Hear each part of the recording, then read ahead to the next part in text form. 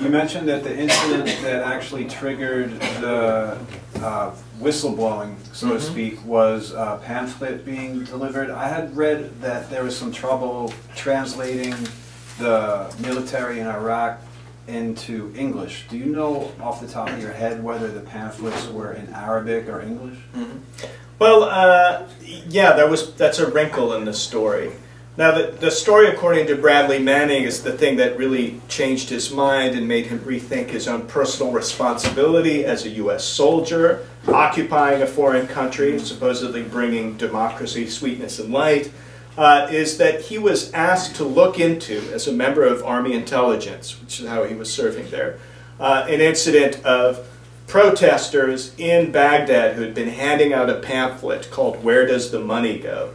And it was in Arabic, and Bradley Manning got it translated and read it, and he was very alarmed that people who were handing out a pretty mild pamphlet, non-violently, in front of a government building in Iraq were then getting detained and arrested, because at this point he did know that the Iraqi authorities had not lost the habit of torture and that the U.S. military was not doing anything about it.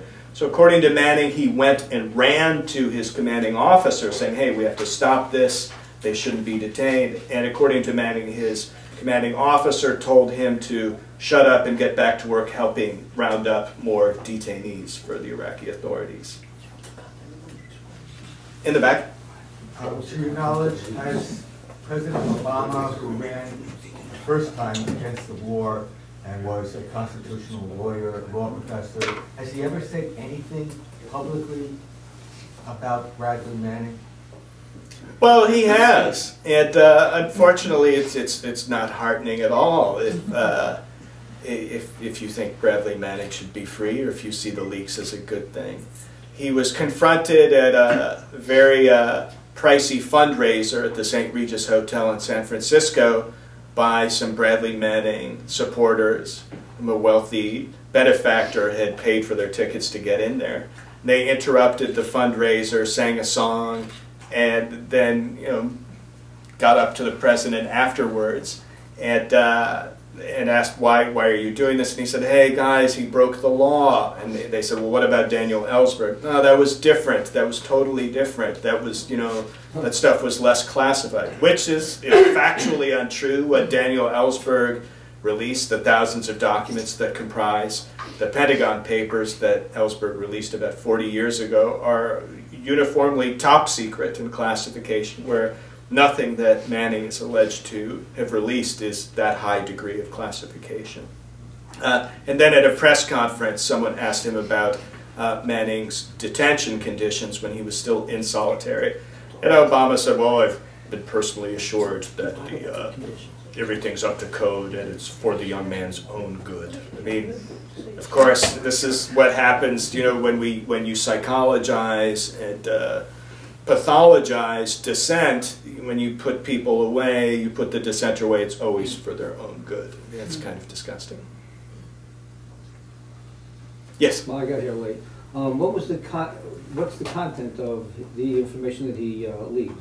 Okay, yeah, good question, because too often the content of the leaks kinds of gets overwhelmed by the drama around it. Right. And I have a whole chapter of my book that just talks about what's in the leaks themselves, because that's important to know what it's all about. Briefly, the leaks are in three big groups: the Afghan war logs, the Iraq war logs, and then the State Department cables. The two groups of war logs are thousands of field reports, individual field reports of incidents of night raids gone wrong, checkpoint shootings, incidents of torture that have been noticed and reported. They're mosaic portraits of two wars going very, very poorly, very, very wrong, that there's continuing chaos. It's counterinsurgency warfare that's not working out. The third group, the State Department cables, 260,000 diplomatic cables, more than half of which are not classified in any way. There are reports from of what the State Department has been up to. For instance, lobbying to suppress the minimum wage in Haiti at the behest of garment makers. Haiti is, of course, the poorest country in the Western Hemisphere. Acting as a lobbyist for big pharmaceuticals companies to maintain American-style patent law regimes in France and other countries. Working to suppress the Goldstone report on Operation Cast Lead. A great many things. Some of them don't show any kind of wrongdoing, but are merely interesting. I mean, it's great to get a candid report of southern Italy. I mean, I'm interested in southern Italy, and to read what the U.S. consulate thought about it and talks about it as essentially a failed state, some parts of it. It's interesting. This has had some good results. The U.S. consulate's candid view of the Ben Ali government in Tunisia is something that added a little more, that fanned the flames a bit to the growing revolt there. Some people, I think, have wildly overstated the agency of WikiLeaks in spurring and provoking the Arab Spring. I don't want to make any grand claim, but it did add a little something, and that's something that Americans should be proud of. I mean, isn't our stated goal in the Middle East to bring democracy everywhere? Well, here's something that actually helped, not like all the bullshit PR things that both W and now Obama threw money at, thinking that we just have an image problem there. No, I mean, here's something that actually helped a little. So this, so most of these, much of this made the United States look bad. But then, even if it really injured our defense or foreign, nothing really undermined or did anything really bad to us. Yeah, that's a critical question. I mean, I should have addressed that. From it? Where's the damage? Yeah, where is the damage? After every wave of leaks, what government agencies responded with panic and prophecies of Armageddon about how this is going to result in troops getting killed, civilian collaborators getting killed. So far, no one has shown any evidence of anyone being harmed. Not U.S. soldiers, not Afghan collaborators, not State Department sources who were all named when the unredacted State Department cables all came out in September 2011. So what's the basis of their detaining them so far? Continuing. Well, the basis, the government's theory of the law, and it's not especially controversial, is it doesn't matter whether there's damage, it's still illegal to release classified information. That's the interpretation of it. And I can't say here that this prosecution of Bradley Manning, there are 22 charges of him, the most serious, which is also the most ridiculous. He's been charged. Yeah, he's been charged, is aiding the enemy, which is a capital offense. The government has made it clear they're not going to go for the death penalty. They're not seeking that, but it does carry life in prison.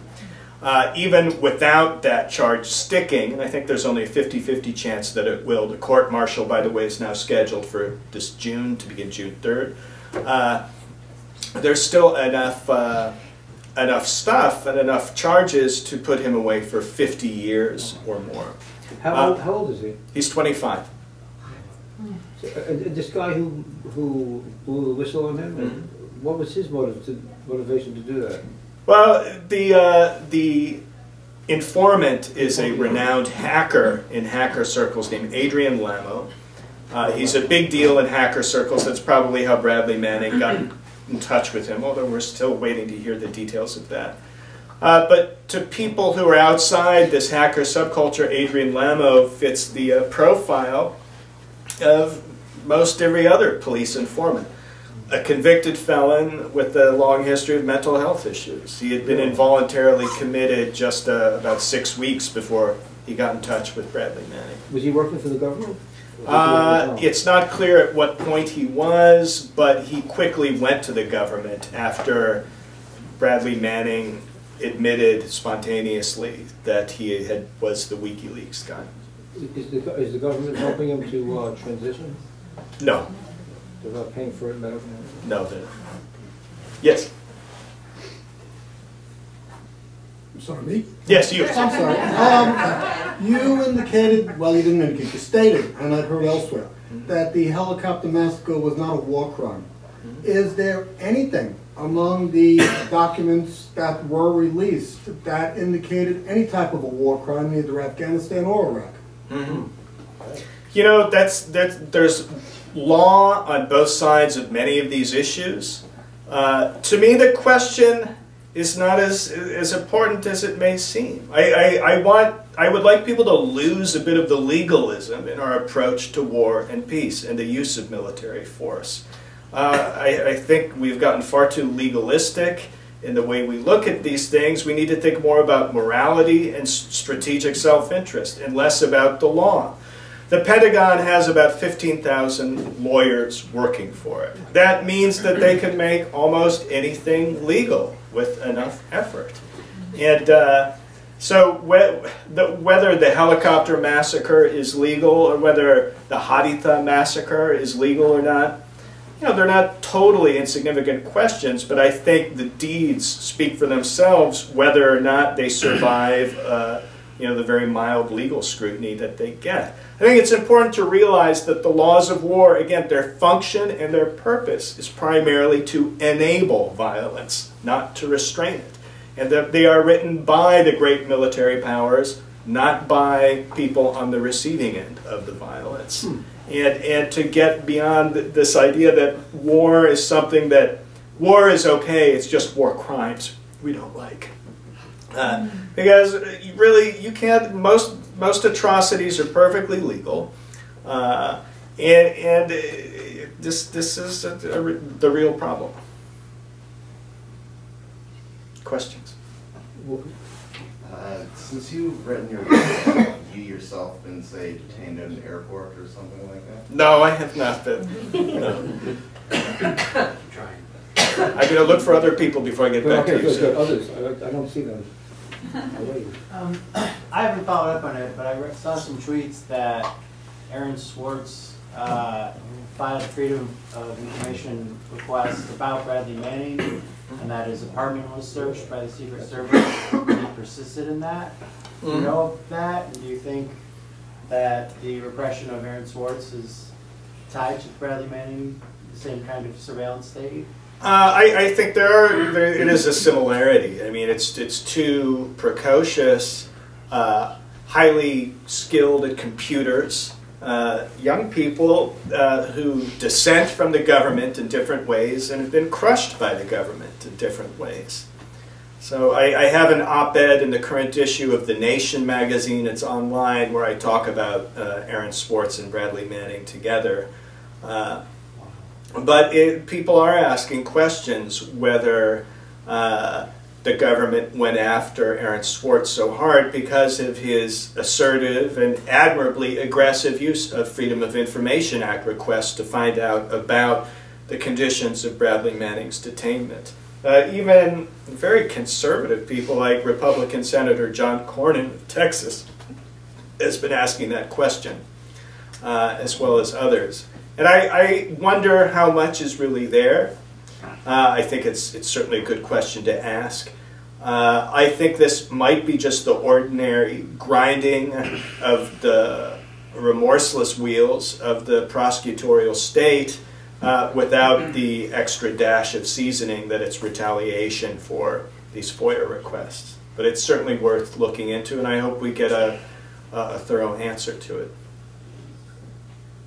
Other questions? You know. Does Bradley Manning have a family who has been inquiring after him? Yeah, he does have a family.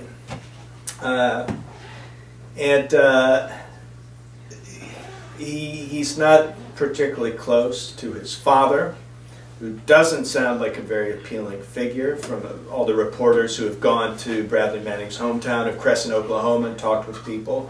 They were kind of estranged from each other, and Bradley Manning took him off the list of visitors who were allowed to see him when he was in solitary. That's how close they are. His mother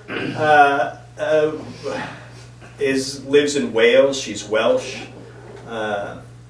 His parents split up years ago, and she sounds like someone who's been not particularly functional due to alcohol and maybe other reasons from very early in Bradley's childhood. And it's just very sad reading about The more I've learned about this young man who's so talented and smart and even rather brilliant. He's a precocious child in science, won his town science fair 3 years in a row, even though he was on the young side there. And he should have been someone going to a university to study physics or computers or engineering. Totally, tailor-made for that. Really brilliant guy. And both his family and society, in the form of the state, really let him down. His father made good money doing IT stuff for Avis rental car, maybe Hertz, but I think it's Avis, but didn't feel apparently any obligation to bankroll his son going to public university in Oklahoma. And the tuition fees in Oklahoma for the state university have been rising, and are out of reach for a lot of people, for a lot of smart young people. And they were out of reach for Bradley Manning. So when he graduated from high school, he did his last 2 years of high school in Wales. He came back home to live with his father, and he just immediately worked at a computer firm at the age of 17. And he just didn't have the maturity to hold a 40-hour-a-week job, and he got fired. And he ended up living out of his car, sleeping in the O'Hare International Airport parking lot in Chicago for a while, doing odd jobs. I mean, this guy is really a quintessential millennial generation story of a bright young person for whom college and career prospects are out of reach, because both his family and society, I think, really let him down.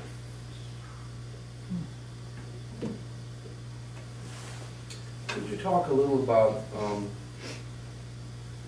this whole thing? I guess my premise for asking this question is, I think we see Bradley Manning as kind of an isolated, extreme, courageous, brilliant figure. The scary part of it that I find, of course, is, this is the same reality that he's in right now. For doing less, a lot of us could be locked up. Mm-hmm. So could you talk a little bit about him as far as an example, the government and making examples? I mean, especially Obama administration, having prosecuted more whistleblowers than all the presidents combined. Mm-hmm. The idea of just, scaring us as a general populace. I mean, I just feel this as an amazingly strong force, and it's being used. Could you just talk about that? Sure.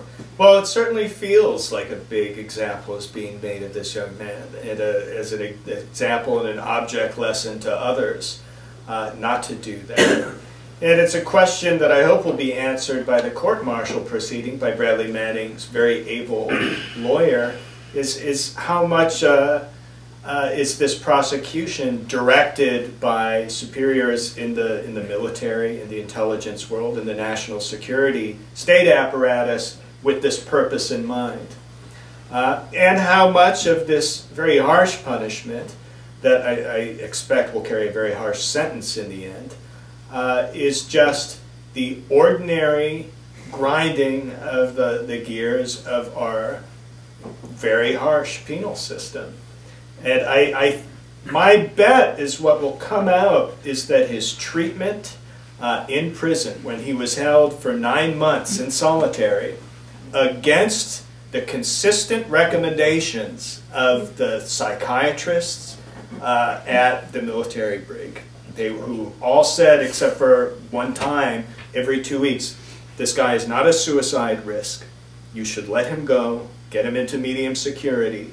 That I expect that the decisions to keep him there might have less to do with breaking Manning and getting him to implicate Assange, that I think it might just be the ordinary doltish cruelty of American penal culture. And in a way that's hard to accept, because when you see something this harsh, I want to think that it must be an exception and an aberration. I'm not so sure that it is. I think this happens to thousands of people all over the country for crimes that are less sensational, less significant, and less attention-grabbing. But I think this, to a large degree, is just the ordinary harsh grinding of the gears of our penal culture. Yes, you. Yes. It seems like Obama doesn't really have any real power, but do you think that he's like a puppet behind, like, you know, people who are actually running the entire show, like this small organization that runs the world or something like that? You know, I see what you mean, that it often seems like Obama isn't that powerful, if you want to believe, like I do, that he's a good guy. I don't think there's a small group of people controlling it. I think the truth is all kind of on the surface. I think it's true that no American president since Eisenhower has been completely in full command of the national security state, meaning intelligence, the military, and related organizations. I know that's not legally how it's supposed to work, but that's how power actually works, and that's the different centers of power in our government. And you have to think of the national security apparatus of the military and intelligence agencies are like some overfed and very spoiled Rottweiler. And presidents pretend to be in charge when they take it out for a walk, but mainly they're running as fast as they can after it to try to keep up with it. I think any president who would tame the national security apparatus first would require some kind of military or intelligence background, the political savvy, and ability to navigate complex bureaucracies and play politics with big bureaucracies, and also the political will to do so. And I don't think President Obama has any of those things going for his administration. And I say that not to absolve Obama of responsibility here. I think he is very much responsible. But the whole question of what the national security state does to people like Bradley Manning or John Kiriakou or Thomas Drake, it's much more than one person who's president flipping a switch on or off. There's a lot of entrenched power in these bureaucracies and these organizations, and they're used to getting their way. No, I'm just saying 10 minutes. 10 minutes left. Just as a follow-up to the previous question, I mean, what you were just saying, there was an example of a president who did try to change things, and he was killed. I mean, Kennedy wanted to dismantle the CIA. I think there's a lot of debate about this. There are many intelligent people who think, that Kennedy was really on the verge of dismantling the CIA, that he was pissed as hell at them because they'd screwed him over the Bay of Pigs analysis, and that he wanted to draw down in Vietnam. But there are many historians, and I'm inclined to agree more with them, who say no, he was still going for total victory, and it's somewhat wishful thinking after his death to say that he was going to save the nation from so much pain and conflict, and save other nations too from pain and conflict. Other questions in the corner? Yeah, I just wanted to ask, I'm really glad the name Aaron Swartz came up, because when you're talking about the idea of there being a collective refusal or willful blindness as to the motives of these people, and then because of that there being a space to create all these actual narratives. I mean, his case is one that definitely pops to mind. And I know you've said that a lot of this is explained by kind of the regular grinding course of the prosecutorial nature of things, but isn't there something especially scary and ghoulish about the internet and the awful things that can happen in the ether when hackers do their scary things that most people don't understand? Does that explain a little bit? That explains some of the panic and why people are alarmist, and it's also true. I mean, it's a crucial point that you just touched on, that so many legislators and intellectuals, say elite professors at elite law schools, really have no idea how any of this information technology works, and the journalism about WikiLeaks, there were all kinds of constant, casual misrepresentations about what actually had been leaked. Was it a document dump? No, actually things were getting filtered by WikiLeaks and news agencies, for a while anyway. And a great many people, even in government, who have top secret security clearance, have no idea how their laptops work. Their kids enable file sharing software on these laptops, and a lot of the stuff winds up floating around. I mean, there's a great book by the Washington Post journalist Dana Priest, co-written with David Arkin, called Top Secret, that's all about this. There's so much top secret stuff that's floating around. So even though our government, I mean, this is very messed up. Our government is very harsh and draconian in the way it punishes leaks and whistleblowers, and spends an estimated $10 billion a year on information security. And yet this whole secrecy apparatus is a joke. I mean, it's leaky as hell. First of all, you have elite leaks happening with impunity.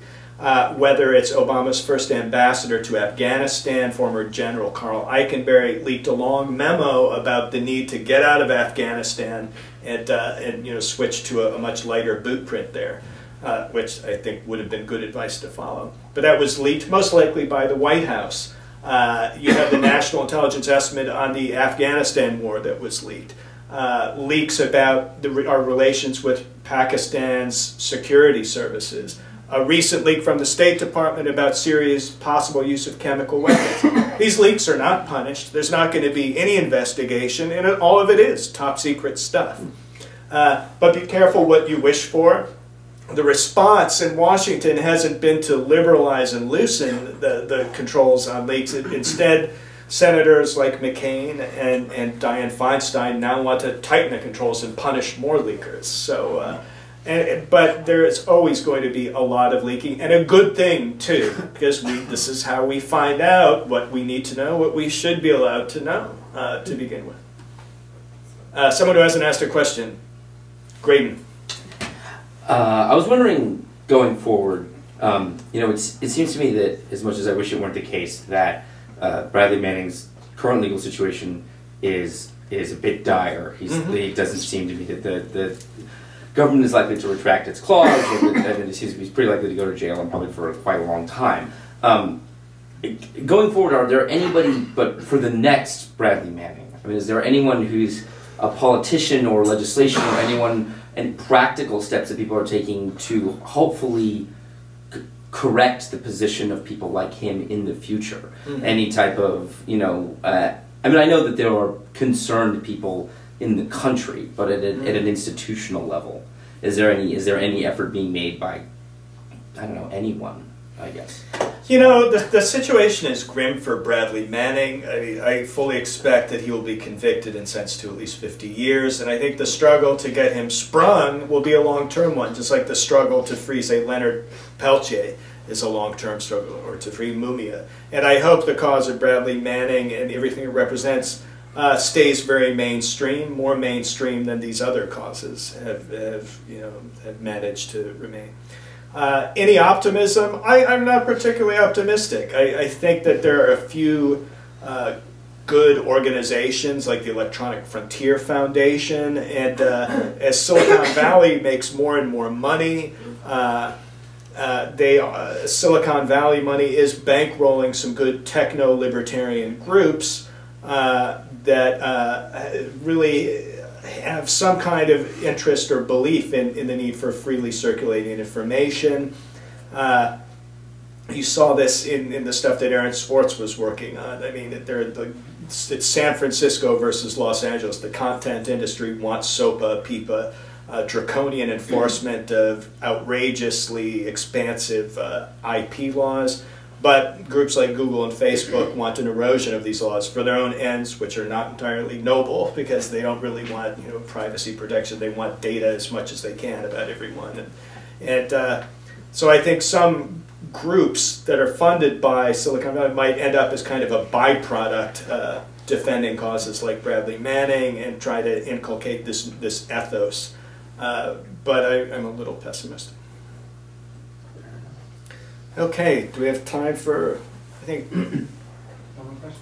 One more question. In I front. was just curious, why did he join the military? It doesn't seem like the type. Doesn't seem like the type. Why did he join the military? Why did he join the military? You know, he doesn't seem like the type. He's someone who's been fiercely outspoken and independent from a young age. He shocked his elementary school classmates by declaring that he was an atheist and refusing to say the under God part of the Pledge of Allegiance. Why does someone like that join the military? Two reasons. I mean, first, he wanted to go to college. You get the GI, with the GI Bill, you can get your tuition funded if you do a stint in the military. And he's also someone who has a deep sense of civic responsibility, and that's been clear from a young age. And for a lot of people who don't have other options or don't feel they have other options, they express this sense of civic duty and responsibility to their country, not by working at some environmental nonprofit group, not by joining the Peace Corps, but by going into the military. And that's something we should all understand as we try to stop war. I mean, not to blame the soldiers, but to understand why people are joining the military. All right, well, thanks so much again.